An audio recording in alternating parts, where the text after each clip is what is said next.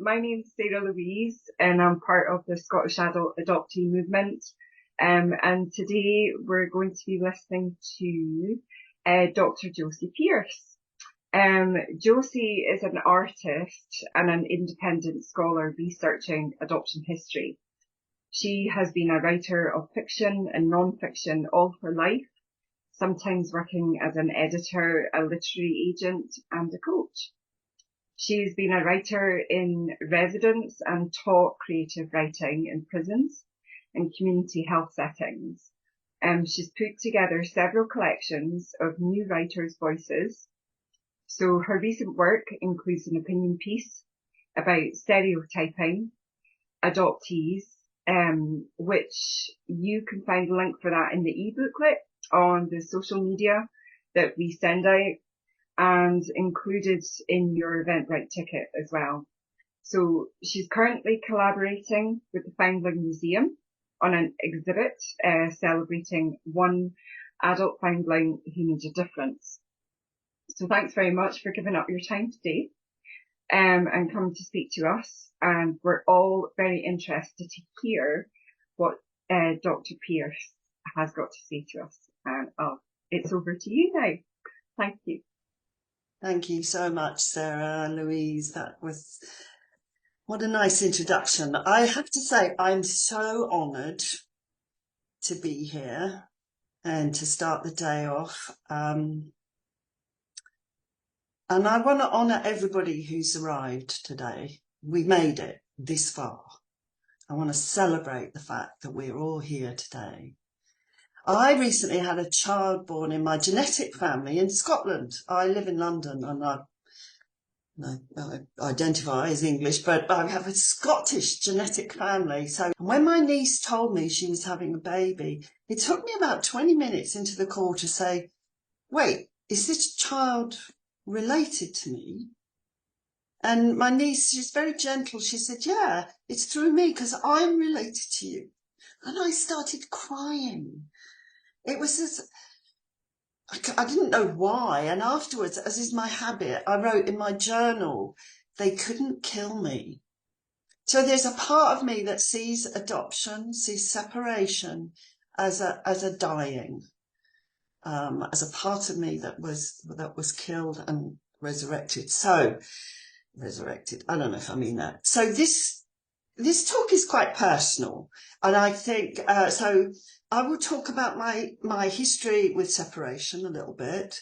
This kind of research is hard to do without taking some of it purposely, and quite honestly, I'm done apologising for my emotional reactions to adoption. My adoption. So the talk will take about 40 minutes, I think.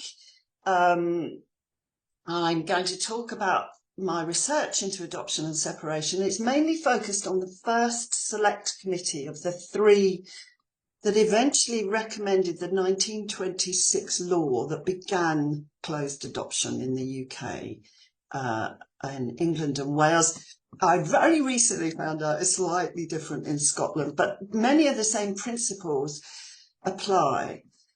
Because my research is about the tone and the way that people spoke about us.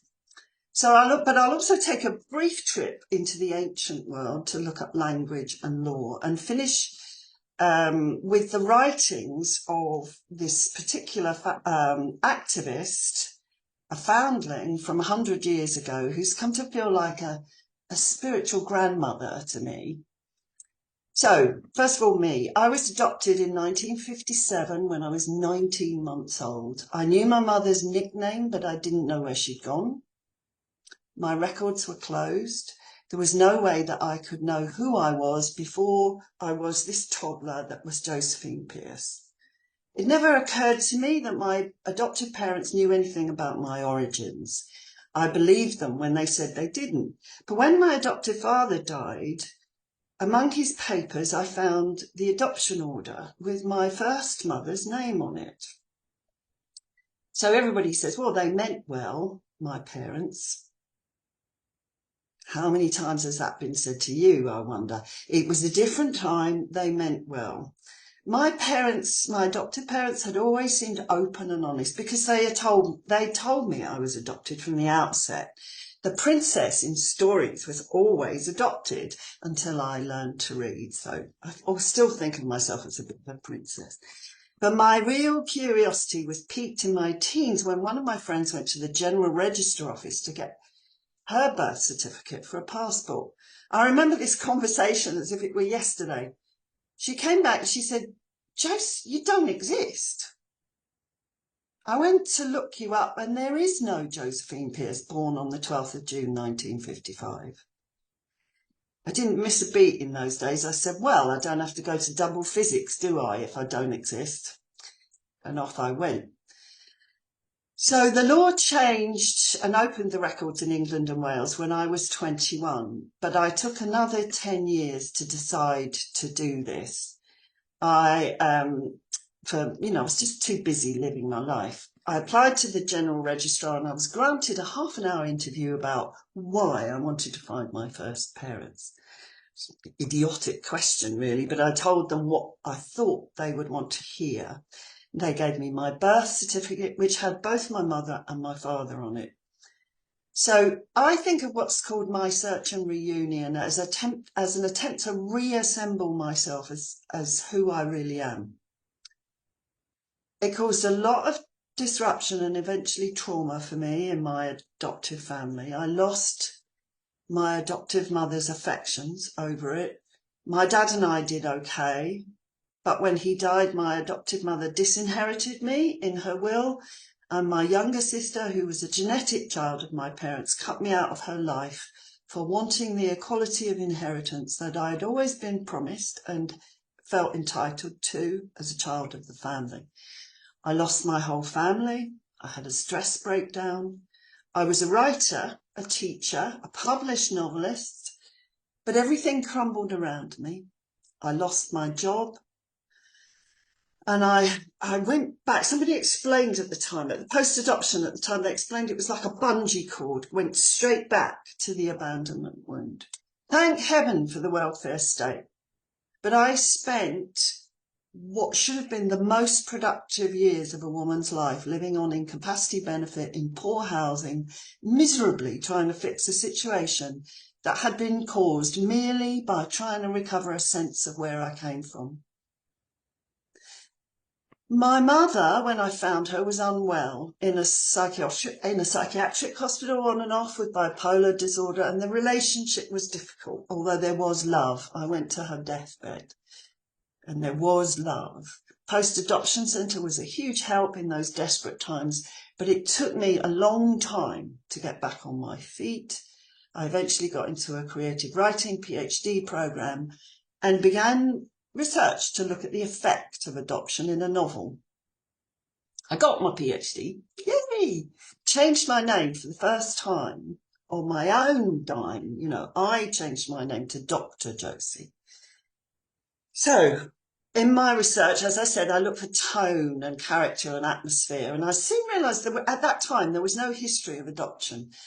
Jenny Keating, a historian, was working on one, but it wasn't yet published. And honestly, I still have a little bit of a gripe about that book because it's £95. It's £20 a chapter from the publishers. And I feel like I want to campaign to them that people affected by adoption should get a discount. Kindle, on Amazon, it's 25, Anyway, I knew through my support at NORCAP, which is defunct, but Pam Hodgkins was the chair of NORCAP. I knew that the law in England and Wales had closed records in 1926. When you read the law itself, though, there are some curious parts of it. I was particularly interested, of course, in inheritance. And because this law gave the child, the me, 100 years ago, no right to inherit from the adoptive family, but rights of succession in the original family. It seemed like a mistake. But then by chance, I came across a wonderful book. My notes say, hold up the book. John Boswell, The Kindness of Strangers. The subtitle of James Boswell's book is The Abandonment of Children in Western Antiquity to the Renaissance. It's an amazing book. He himself is adopted. He says in the dedication to his parents, he was adopted but never abandoned, which I can't quite make out, but he's dead. So he died, unfortunately, he died of AIDS in the 80s, or just after, no, the 90s it must have been, which is very sad. Anyway, this book goes back to the dawn of time. He's a proper history professor at Yale, and he traces adoption back to the Code of Hammurabi, the oldest written set of laws that we know mentioned adoption.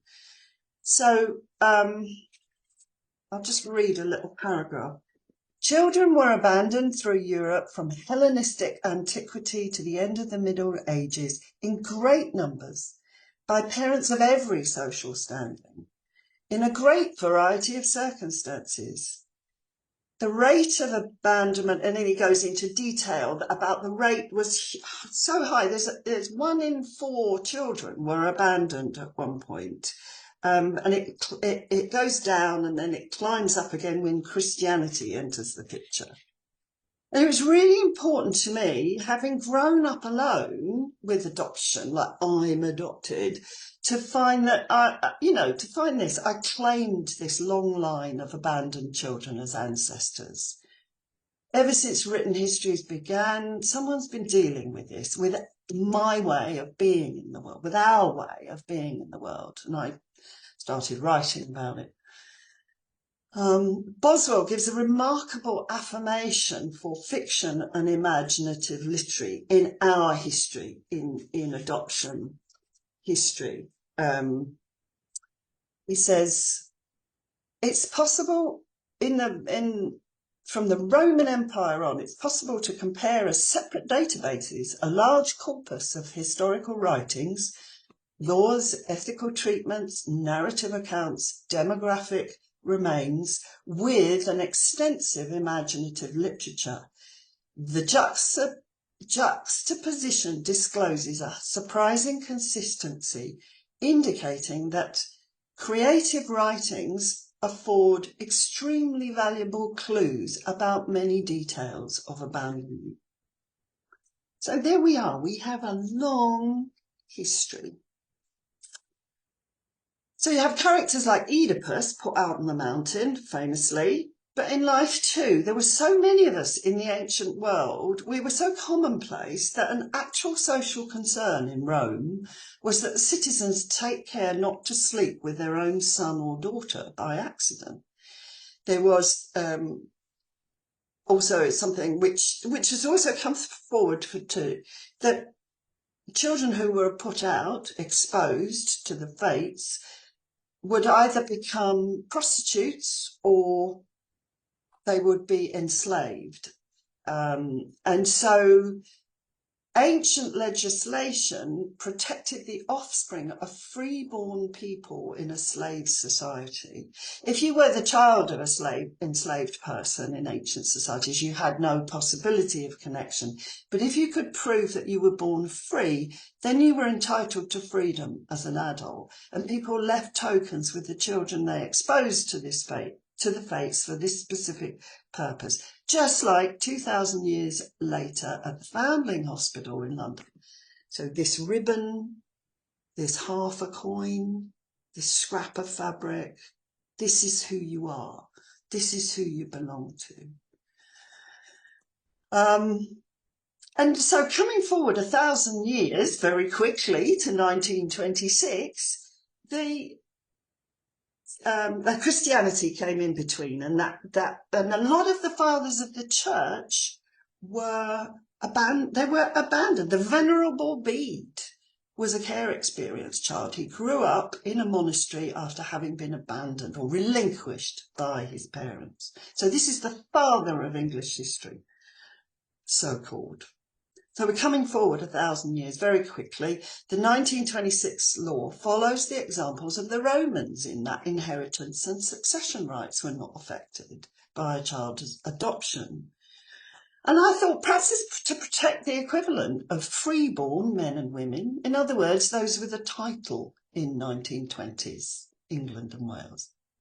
But what's clear is that for most people in 1926, the children unlikely to inherit a property or a title, us, we were considered, as slaves once were, of no consequence in the matter of family ties.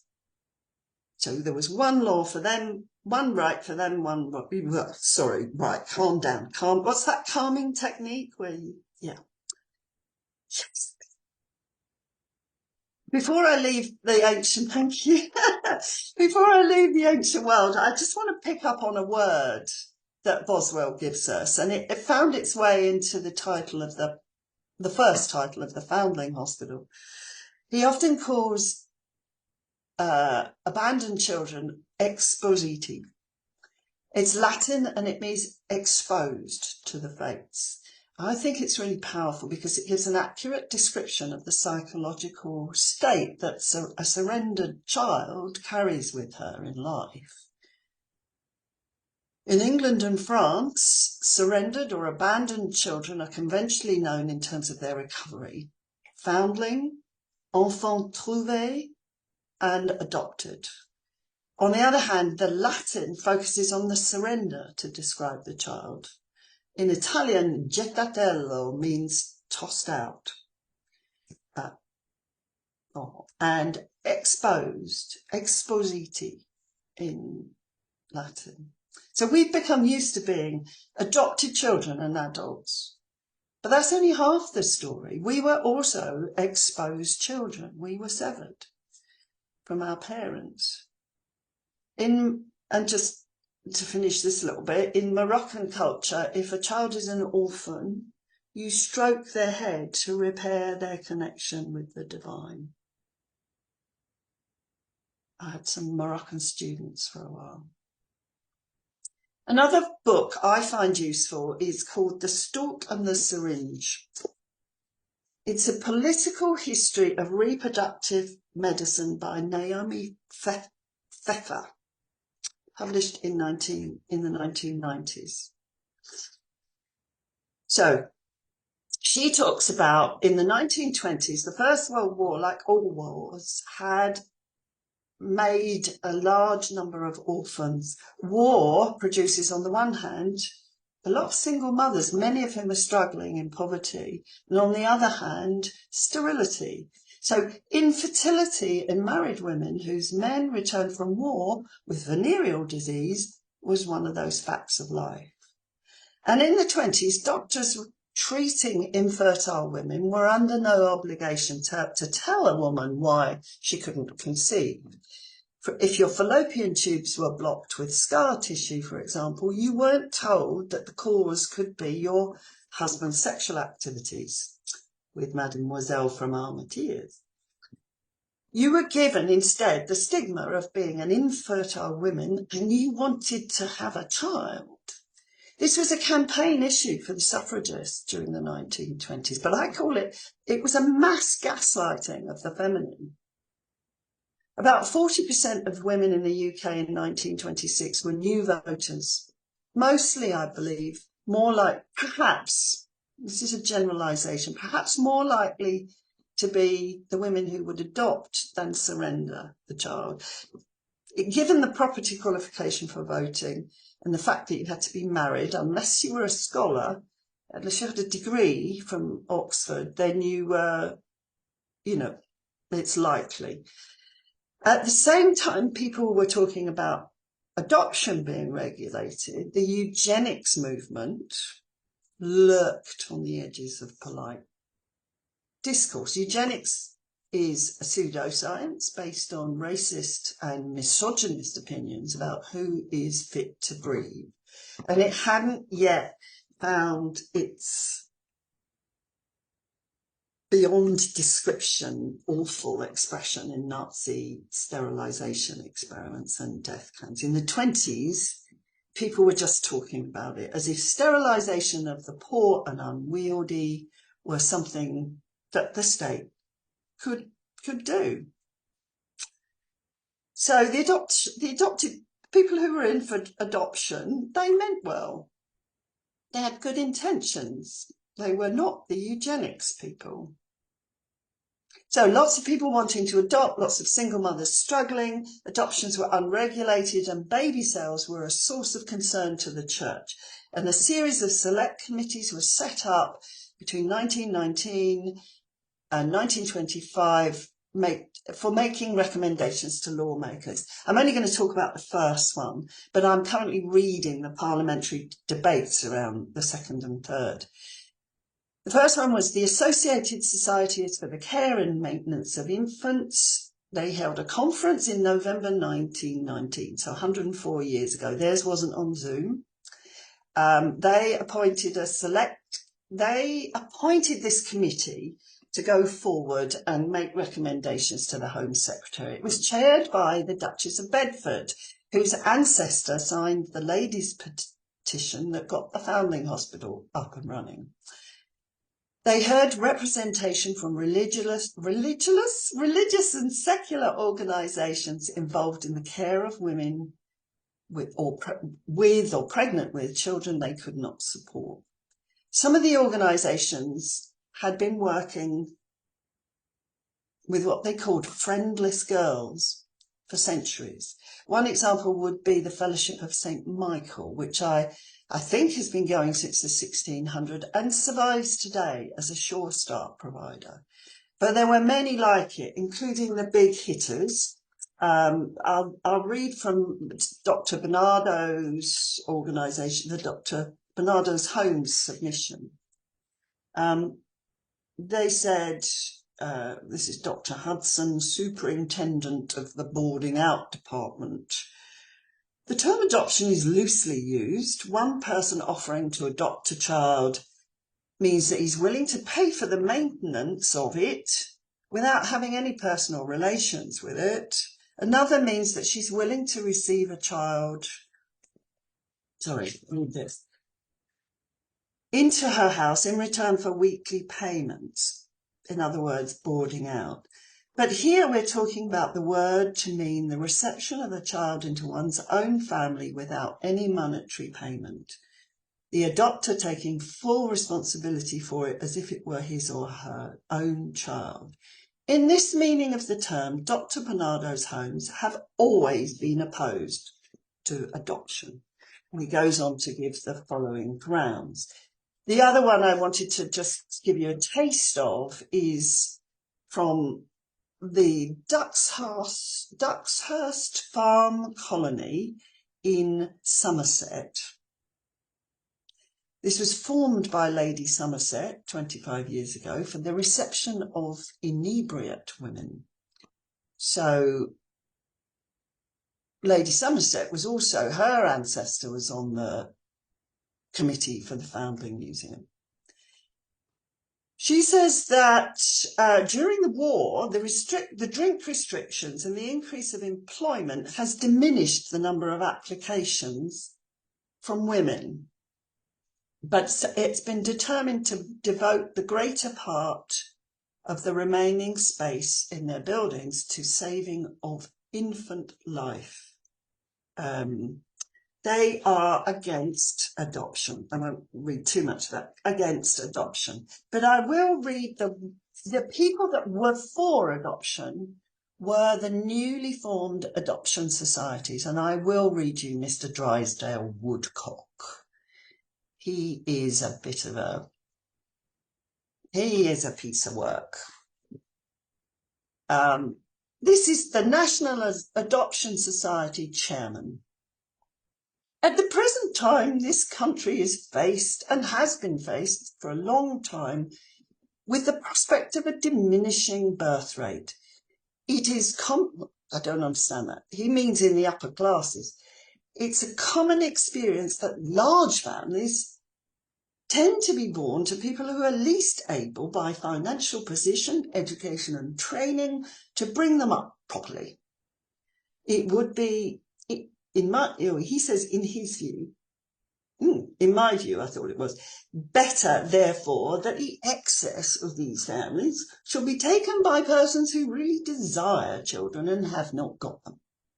This distribution of families, or what would be called by some the breaking up of the family, would be good for a child if the child were given a better environment, material and moral, than its own family environment.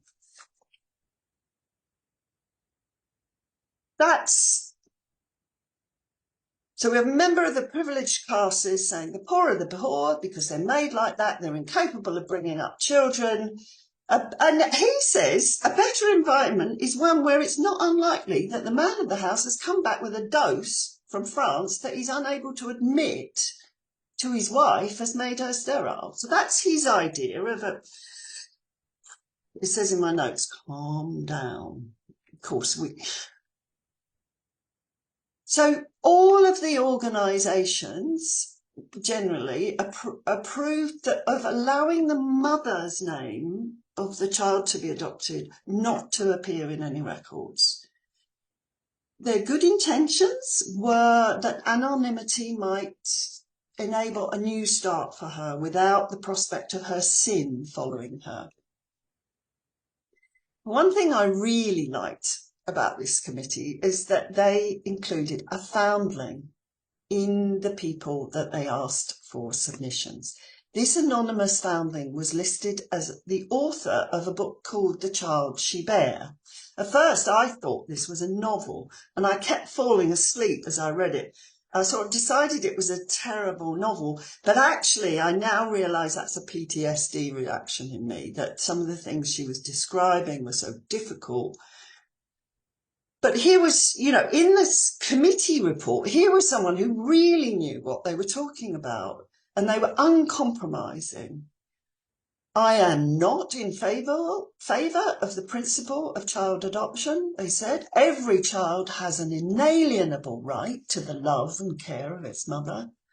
We must needs see the necessity of establishing the principle that the connection ought to exist. I do not consider that adoption of children should be made legal by an act of parliament.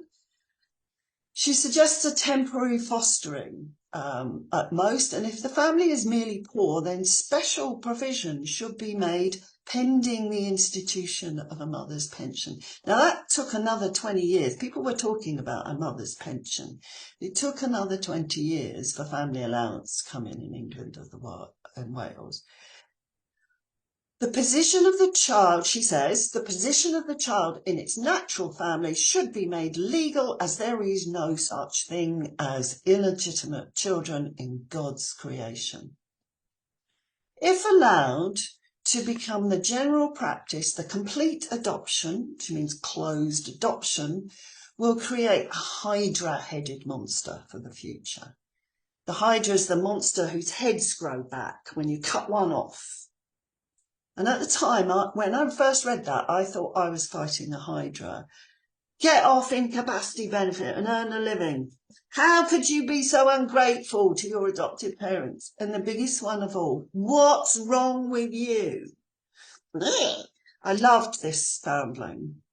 I'll come back to her because I do feel she's a spiritual grandmother. So all the small institutions agreed with this foundling and thought complete severance would increase child abuse. They used the word slavery, by which I think they mean indenture, really, for forced labour. And I think they also mean mine owners, or they don't say mine owners, they say miners. It's more likely to be the mine owners that send the kids down there.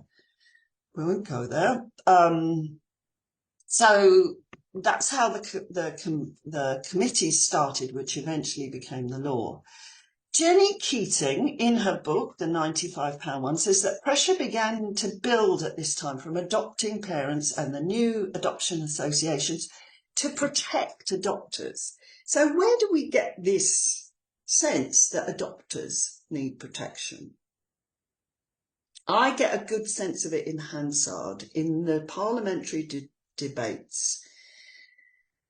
The great and the good, including Clement Attlee, who is renowned as a marvellous leader. What they do, they go to London's East End or the northern colliery communities, and they discover and colonise, what I call colonise, an informal adoption system, the kindness of strangers, as Boswell called it.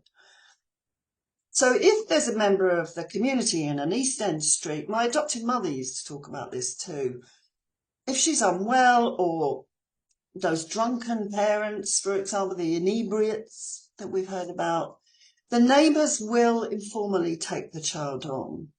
So this has been the practice forever. But in the 20s, they're talking about what happens when these feckless parents come back, these poor parents come back and claim a child who has been provided for to work for them. So the children are expected to work and contribute to the family. And if the original family comes back and claims the child after that family's put all the work in, the adopting family need protection. The great and the good think and argue that the adopters should be able to reap the rewards of their gift of a home to a child. So we're going to hear later today about what the government of the UK calls social mores or social mores. But clearly, in my opinion, these debates show that at the very root of what became the adoption system in the UK, the considerations on the part of the government were socio-economic. It was a social engineering project right from the start, as an alternative to the eugenicists, probably. So they meant well. But I want to come back to the Foundling Hospital and spend a few minutes there.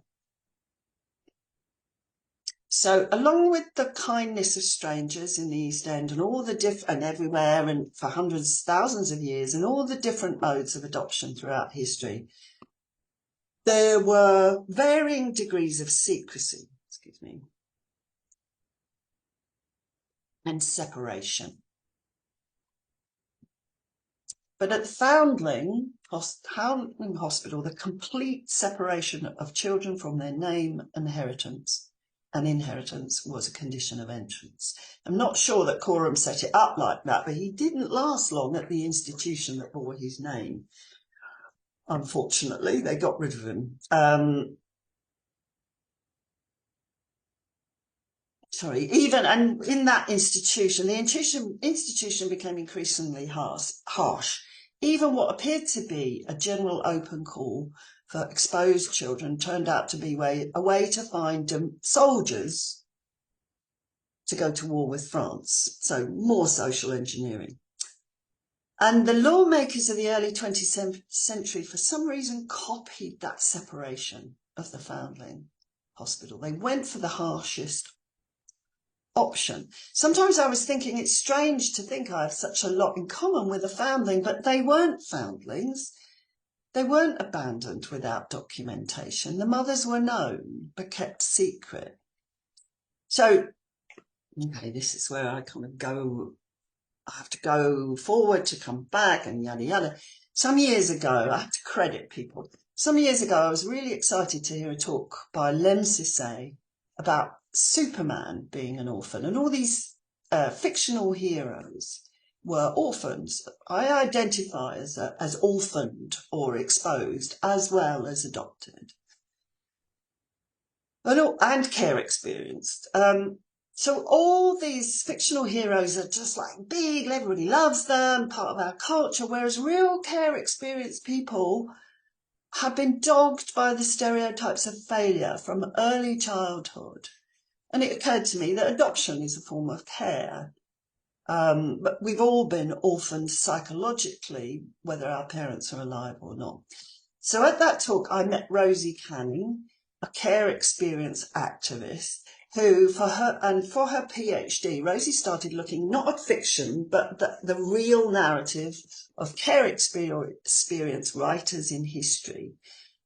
And she got funding from this great archive, which was mentioned in my introduction, the Care Experience and Culture website. There's a real repository of people who've worked, orphans who've contributed on that archive.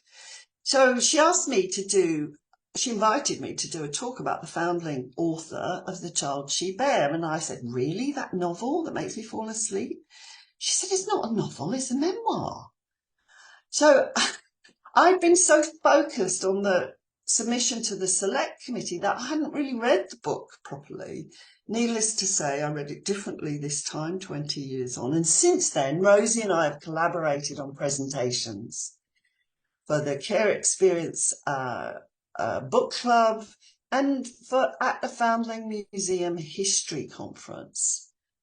Her name was Hannah Brown, and I'm pleased to say that after I've done one or two edits, a text about her activism in the history of adoption will sit alongside her book with biographical details that Rosie Canning's researched in a permanent cabinet in the Foundling Museum. The museum bought a first edition of the book and then were open when we asked to our input on the display. I have to say the Foundlings have been great. I'll let you know once it's up. I think the Foundlings should take over the museum sometimes. Anyway, back when I was in my depths of my despair, I hated the Foundling Museum. The tokens, as I said, made me panic. The lonely recordings of grateful foundlings coming out of the speakers made me sick.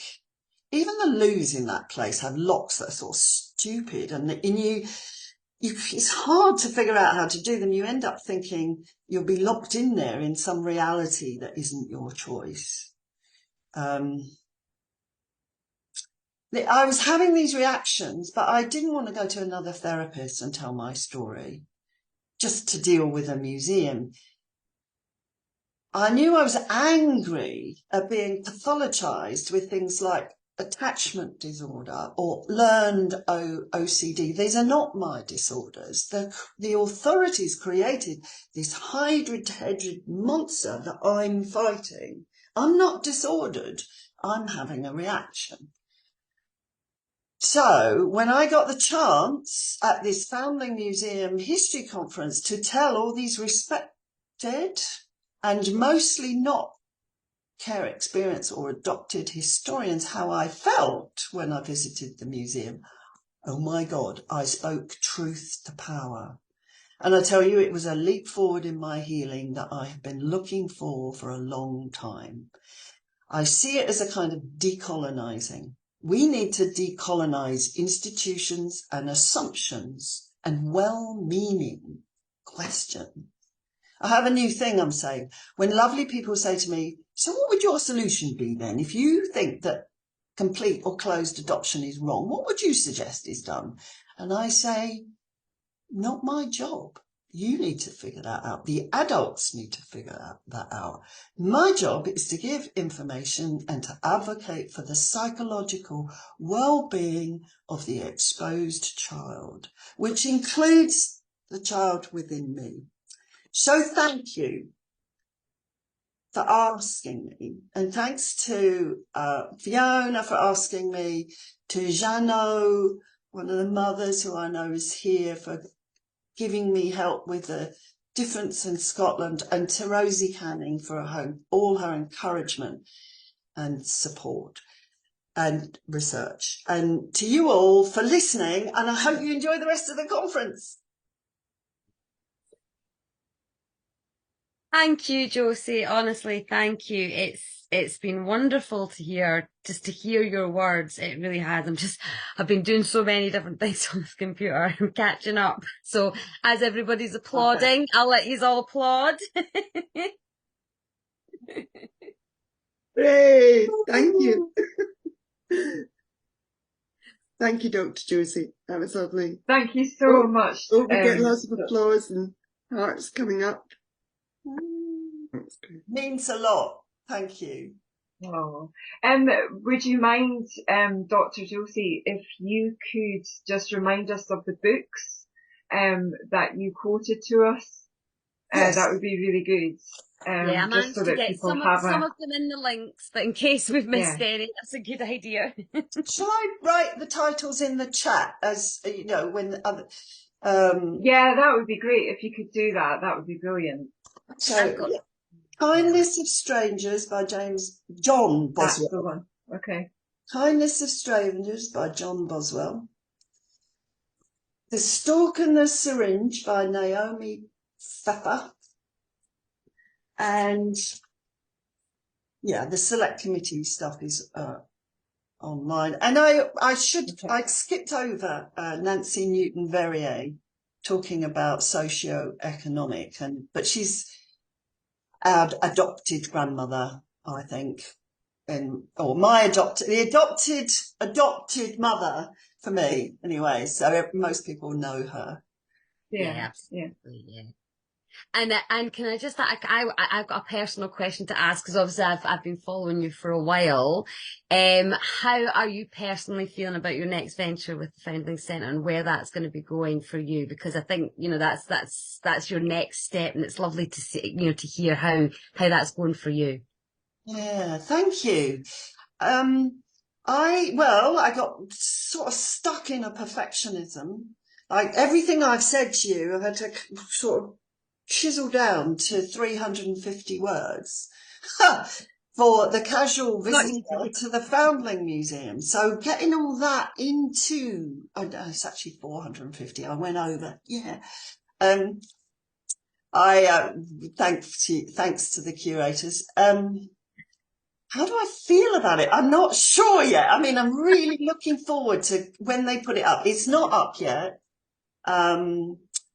But I'm looking forward to this little piece of adoption history being linked with the Foundling, with this activist, and it's Hannah Brown, this activist. She is so inspiring for me, and I know for Rosie. I just feel like I want to be more active now. I want to speak truth. I want to talk about it. I want to write. I'm working on a Substack series about the way my relationship with the Foundling Hospital has developed. And yeah, that feeling, I'm not sure yet. I just feel a bit, really? Is it Well, really? I hope everybody takes a bit of Hannah's story away with them today, because I think, like you say, it's an inspirational story, and she was, in her own right, a huge inspiration. So yes, I've been glued, and I will continue to be glued. Thank you. So, People are talking about a trip to London in the pipeline. Yes, I feel that too. Yes, that's definitely the way forward. Yeah. So I think now, we're actually going to head to the Q&As, I think now, aren't we, Fiona? Are we? No, I think what we're going to do we done? is things in the chats. Yeah, so everybody's had a lovely chat and managed to kind of catch up. So if there is any Q&As that come in later, what we will do is we will get them some answers sent out. But what we will do is we will take a little break until our next speaker, until 10:30, just to give people some time to kind of mull on what's been said and kind of digest them, because there's a lot of information. And we thank Dr. Josie for coming and sharing your words of just absolute, triumph to you, and to get that word and awareness out of Hannah's story is amazing. And I'm so grateful for you to come today, as I'm sure so many of us that are listening will be as well. Thank you. Thanks very much. We have a great history. And I can make this talk available. I might put it on my Substack, actually. So I'm just Josie Pearse. That's Josie O. Pearse. That's my birth surname, O, oral. Josie O. Pearse at Substack. I'll try and get it up there. So that's the place to find where I'm doing things. I'll put that in the chat. And thank you. Thank you so much. And of course, what we've recorded here today with Dr. Josie speaking to us all will be on YouTube in a couple of weeks, and we will get that shared out and share it with all of you as well. Thank you so much for everybody for listening. Please go and get your cup of tea, reboil your kettle, and we will all be back with you at 10:30. We look forward to seeing you then. Bye just now.